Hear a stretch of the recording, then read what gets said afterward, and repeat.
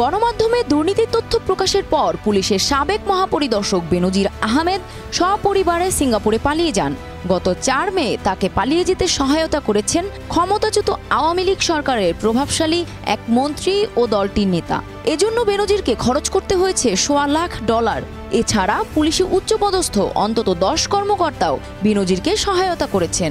তাদের সহায়তায় সিঙ্গাপুরে বসেই বাংলাদেশের দূতাবাস থেকে তুরস্কের ভিসা করে ফেলেন তিনি। অনলাইনে ভিসার কপি পাঠিয়ে দেওয়া হয়। বর্তমানে সেখানেই আছেন বলে পুলিশ সূত্র জানায়। পুলিশ সদর দপ্তরের ঊর্ধ্বতন এক কর্মকর্তা গত 22 আগস্ট দেশ রূপান্তরকে বলেন, সাবেক আইজিপি বেনজির আহমেদ যা করেছেন তা কল্পনাতীত। নানা অপকর্মে পুলিশের অন্তত 10 শীর্ষ কর্মকর্তা সহায়তা করেছেন।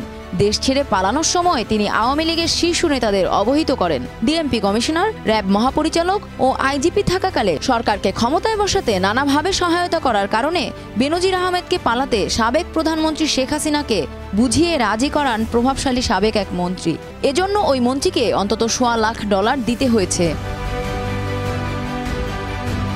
পুলিশ সদর দপ্তরের এক কর্মকর্তা বলেন, বেনজির আহমেদ সিঙ্গাপুর যাওয়ার পর ডিপ্লোম্যাটিক সিকিউরিটি বিভাগের 2 জন অতিরিক্ত উপকমিশনার পদমর্যাদার 2 কর্মকর্তাকে ফোন দেন, যারা দীর্ঘদিন পুলিশের গুলশান বিভাগে চাকরি করার সুবাদে 8 থেকে 10টি দূতাবাস ও হাই কমিশন থেকে প্রতি মাসে ভিসা বের করে অর্থ কামান বলে অভিযোগ রয়েছে।